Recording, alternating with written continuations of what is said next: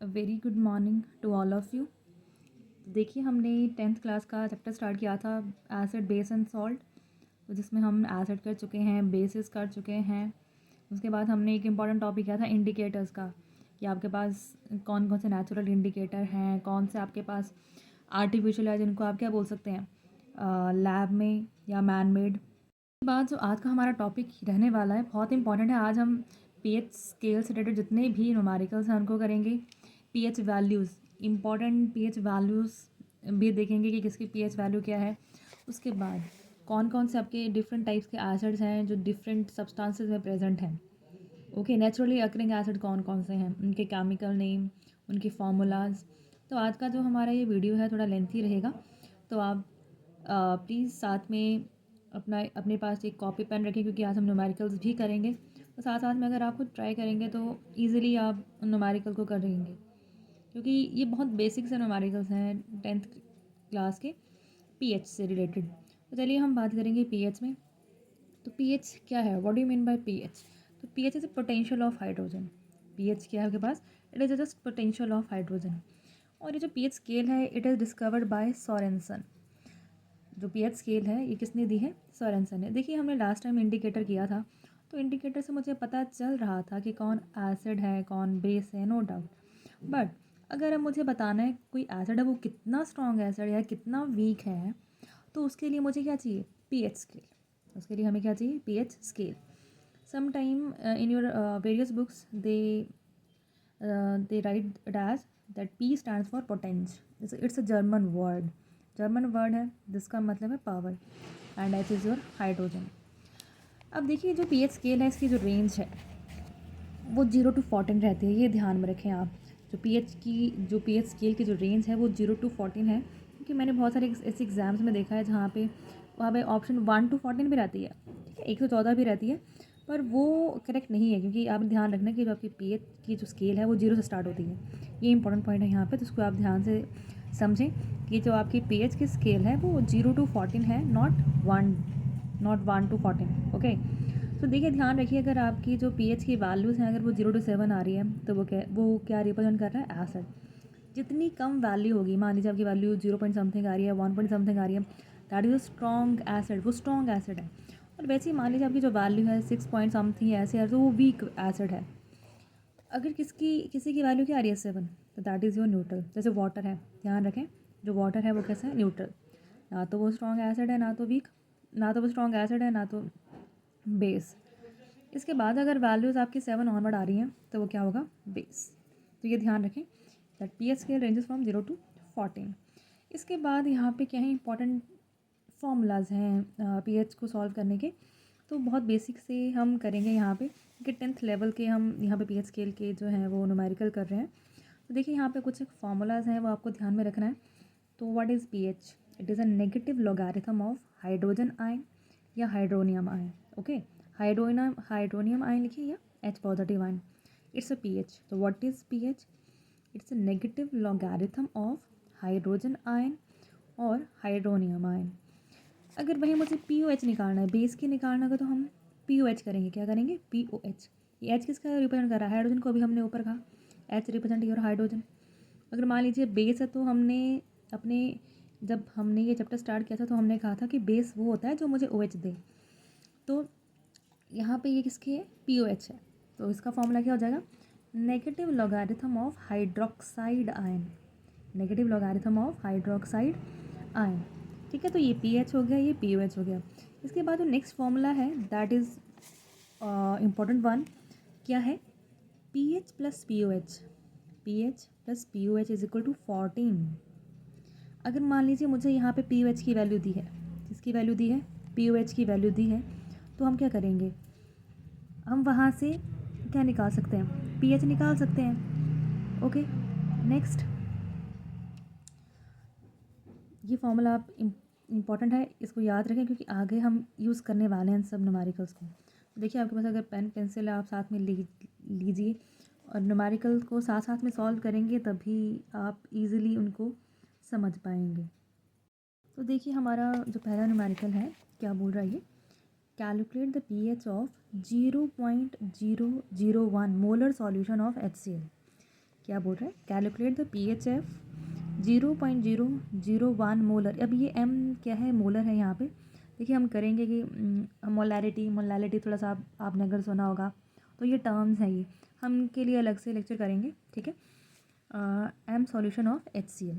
देखिए यहाँ पे जो वैल्यू दी है ये मेरे पास क्या है, कंसनट्रेशन है किसकी, HCl की। HCl में भी किसकी, हाइड्रोजन की। तो मैंने क्या लिखा, ये जो ब्रैकेट है इनके लिए हम टर्म यूज़ करते हैं कंसनट्रेशन। तो concentration of H positive is equal to this value. Okay, दिया हुआ था, हमने लिख दिया, क्योंकि जो आपका HCl है टूटेगा H पॉजिटिव और Cl नेगेटिव में। फिर क्या किया मैंने, ये जो मेरे पास ये वैल्यूज इसको थोड़ा सा इसको मैंने थोड़ा सा सिंप्लीफाई कर दिया। कितनी जीरो है, 1 2 3 4, डेसिमल के बाद कितने डिजिट है 4। तो मैंने क्या किया, 1/4 जीरो लगा दी। थोड़ा सा और सिंप्लीफाई करूँगी तो 10 की पावर कैसे हो जाएगा, 1/10 की पावर 4। ठीक है, अगर मैं ये यहाँ पे थोड़ा सा इनको सिंप्लीफाई करूँगी हो जाएगा 1/10 की पावर 4। और जब मुझे ये पावर से ऊपर लेके आने हैं तो ये किस में हो जाएगी, माइनस में। मेरे पास फाइनली क्या हो गया, जो कंसंट्रेशन है H पॉजिटिव की कितनी आ गई, 10 की पावर -4। एक बार दोबारा समझा देती हूँ, कुछ नहीं करना है, आपके पास जो वैल्यूज़ हैं, ठीक है, HCl है तो H पॉजिटिव की जो कंसंट्रेशन है वो मैंने लिख दी। अब क्या किया हमने, उसको थोड़ा सिंप्लीफाई किया है। डेसिमल के बाद जितने डिजिट हैं उनको मैंने किस में ले लिया, 1/, में ले लिया। फिर क्या किया, यहाँ पे कितने जीरो दिख रही हैं, 1 2 3 4। थोड़ा सिंप्लीफाई किया, क्या 10 की पावर कितनी आ गई, 4। अब अगर मैं इस 10 की पावर 4 को ऊपर लेके जाऊँगी तो ये जो साइन है, पहले यहाँ पावर किस में है, पॉजिटिव में, लेकिन ऊपर जाएंगे किस में हो जाएगी, नेगेटिव में। तो ये सिंप्लीफाई करके लिख दिया। बस आपको बस यहाँ तक आना चाहिए। फिर आपने क्या किया, आपने फॉर्मूला लगाया, pH is equal to negative logarithm of H positive. Okay, अब H पॉजिटिव की वैल्यू आपके पास है क्या, 10 की पावर -4। तो आपने ये वैल्यू यहाँ फिल कर दी, pH is equal to negative logarithm of 10 की पावर -4। अब यहाँ पे अगर आप देख रहे हो, मैंने यहाँ पे 10 के लिए क्या लिखा हुआ है m, 4 के लिए क्या लिखा है n, क्योंकि यहाँ पे एक फॉर्मूला है जो आपको ध्यान में रखना है, इंपॉर्टेंट वाला स्टेप है ये। यहाँ पे एक फॉर्मूला जो आपको ध्यान में रखना है, तो फॉर्मूला क्या है, log m raise to power n। ये लॉग के कुछ फार्मूलाज हैं, देखिए आपको ज़्यादा फार्मूलाज याद करने की ज़रूरत नहीं है, यहाँ पे एक दो फार्मूलाज हैं, बस उनको ध्यान में रखें। Log m raise to power n, तो यहाँ पे क्या करना है, इस n को आप आगे ले आएंगे, ले आए, ठीक है। बस बाकी एज इट इज़ लिखना है n log m, ठीक है। दूसरा आपने एक और फार्मूला याद रखना है कि log 10 की वैल्यू हमेशा क्या होती है, 1। इसको याद रखें, log 10 की वैल्यू हमेशा कितनी होती है, 1। चलिए करिए फॉर्मूला अप्लाई। तो ये मेरे पास -4 कहाँ है, या n है, और 10 की वैल्यू क्या है, m। तो हमने क्या कहा, log m raise to power n is equal to n log m, मतलब -4 आगे आएगा। तो देखिए ये आपका फॉर्मूला में ऑलरेडी माइनस था, तो उसको मैंने ऐसे रहने दिया। और ये n है, n माइनस के साथ है, मतलब अपने साइन के साथ लेके आना उसको नीचे। तो माइनस तो एज इट इज़ पहले था ही, n हम आगे ले आए, लेकिन n यहाँ पे क्या है, माइनस है, तो उसको भी एज इट इज़ लिखा। बाकी log 10 तो एज इट इज़ ही रह गया।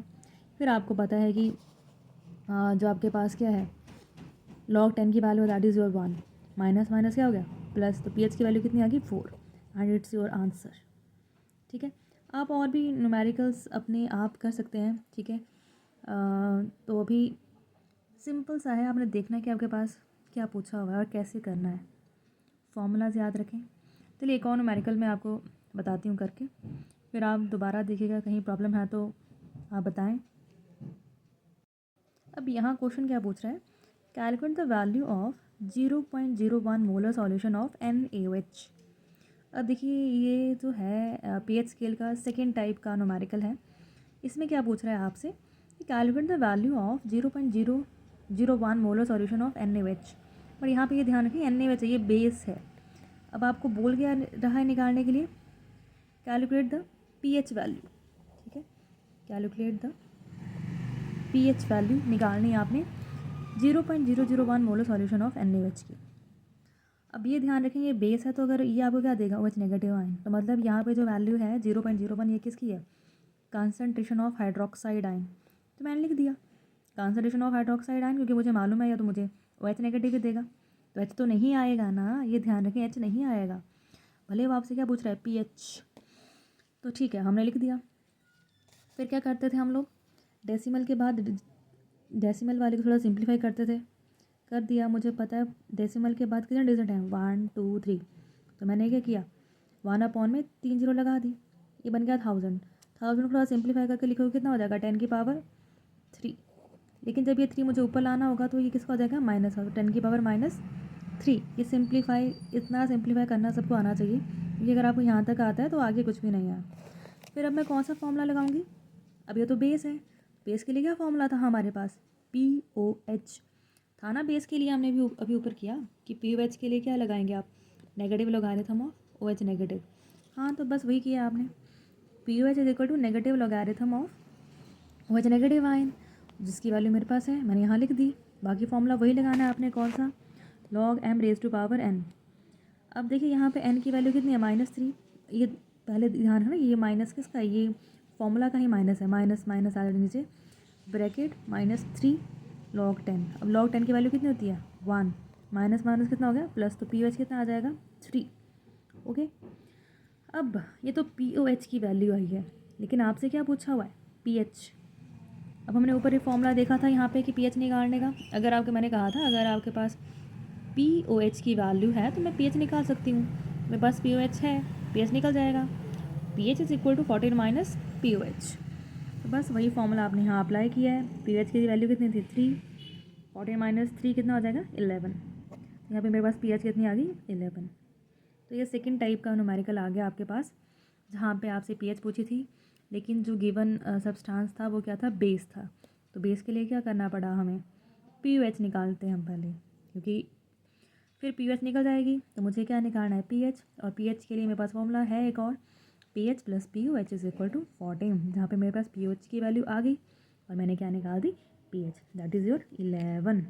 ओके, नेक्स्ट एक और डिफरेंट टाइप का यहाँ पे PH का न्यूमेरिकल आता है, तो देखते हैं क्या है इस न्यूमेरिकल में, क्या बोल रहा है ये, calculate the PH of 0.0005 molar of H2SO4 solution. आपको PH कैलकुलेट करनी है, लेकिन यहाँ पर जो कंसंट्रेशन दिया वो कितने दिए, 0.005 मोलर, बट लेकिन किसकी है, H2SO4 की।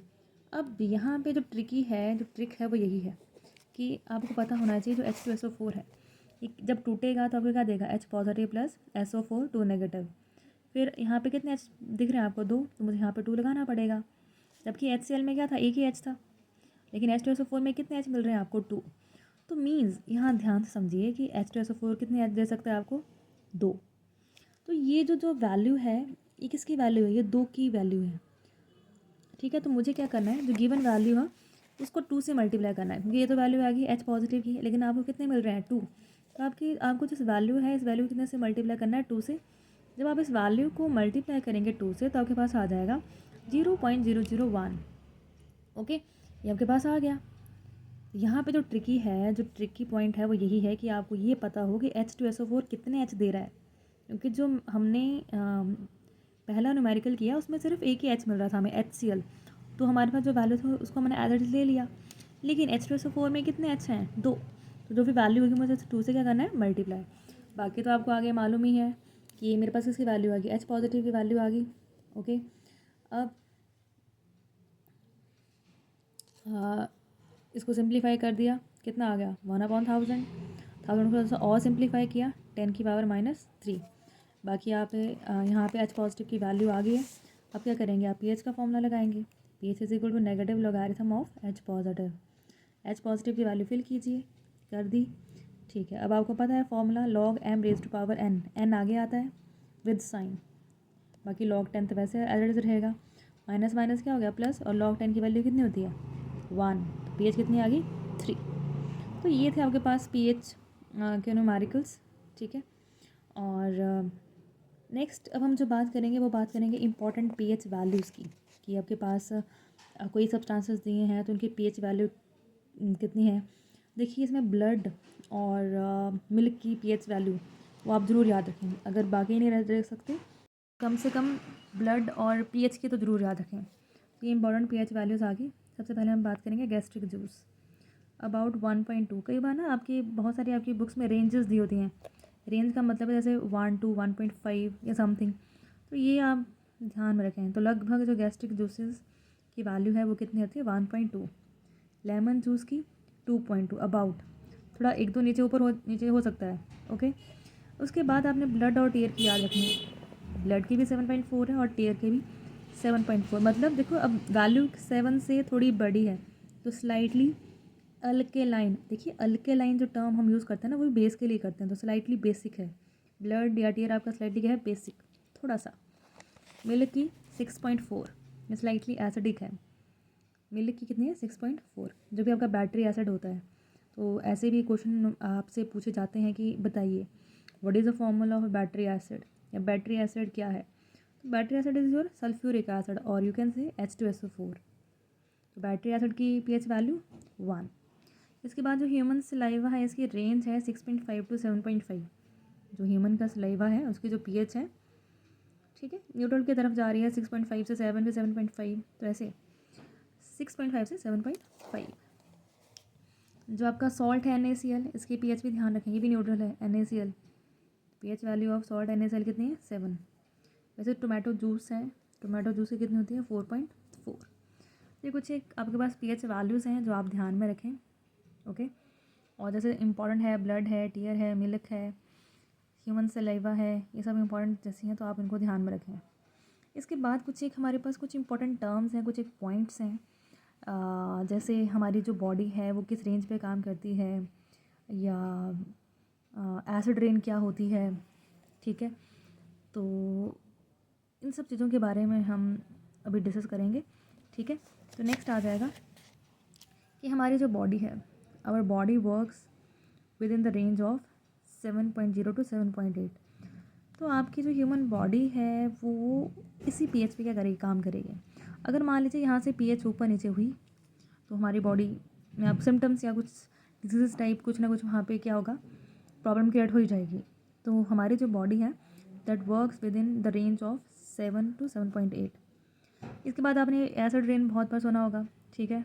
तो क्या होता है जब रेन वाटर की जो pH है 5.6 से लेस होता है, 5.6 तक तो ठीक है, अगर 5.6 से कम हो रही नीचे, जैसे 5.5 हो रही है, 5.4 हो रही है, तो अब जो रेन वाटर है that is not rain, that is your acid rain. वो क्या बन चुकी होगी, आपकी एसिड रेन बन चुकी है। ये ध्यान रखें, जब आपके रेन वाटर की pH कितनी होगी, 5.6, 5.6 से कम हो जाएगी तो then the rain is your acid rain. Next the important one, tooth decay start हो जाता है।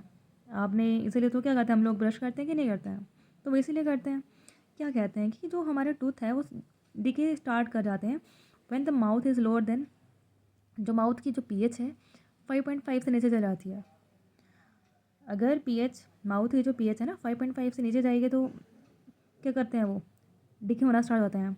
तभी आप क्या करते हैं, ब्रश करते हैं, कॉलर करते हैं, और कॉलर क्या है, वो बेस है, तो एसिड बेस थोड़ा सा न्यूट्रलाइज कर देता है वो रिएक्शन, ठीक है, ताकि जो माउथ में वो बेसिक ना रहे, माउथ में ज़्यादा बेसिक या एसिडिक मीडियम ना बना रहे। कि माउथ में अगर एसिडिक मीडियम बढ़ गया मीन्स 5.5 से कम होगी वैल्यू, 5 होगी, 5.1 2 समथिंग ऐसे होगी, तो आपके टूथ स्टार्ट डिके करना स्टार्ट कर जाएंगे। इसलिए बोलते हैं ब्रश करो ताकि माउथ की pH क्या रहे, मेंटेन रहे। नेक्स्ट द इम्पॉर्टेंट वन, बहुत बार ये क्वेश्चन पूछा गया है कि जो आपका टूथ, ऐसे पूछते हैं कि hardest part in our body, that is enamel of teeth. Hardest part of human body is enamel. बहुत से आप देखिए PYQs में क्वेश्चन पूछा गया है कि आपकी बॉडी का सबसे स्ट्रॉन्ग पार्ट कौन है, हार्ड पार्ट, तो दैट इज़ हार्ड पार्ट कौन है, इनेमल। तो इनेमल ऑफ टीथ और किसका बना होता है, कई बार ऐसे पूछा जाता है कि बताइए किसका बना होता है, तो बना होता है कैल्शियम हाइड्रोक्सी एपेटाइट। इसका एक्चुअल है कैल्शियम हाइड्रोक्सो एपेटाइट। और कई बार आपको ऐसे देखने को मिलता है क्योंकि ये जो क्रिस्टलाइन हाइड्रोक्सी एपेटाइट है ये क्या है, अ crystalline form of calcium phosphate. किससे क्रिस्टलाइन फॉर्म है, कैल्शियम सल्फेट। तो कई बार जो है वो आपके ऑप्शन में कैल्शियम फॉस्फेट भी रहता है, तो ये आप ध्यान रखें। अगर कैल्शियम हाइड्रोक्सी एपेटाइट नहीं लिखा हुआ है तो आप डायरेक्ट इस पर टिक लगाएंगे, कैल्शियम फॉस्फेट पे लगाएंगे टिक।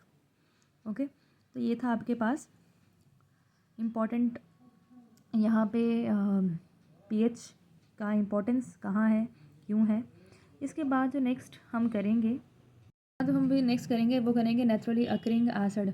जैसे आपके पास स्टमक में कौन सा है, कर्ड में, लेमन में, या जब आंट स्टिंग करती है वहाँ कौन कौन से इंपॉर्टेंट एसिड जो है वो हमारी बॉडी में इंजेक्ट करते हैं।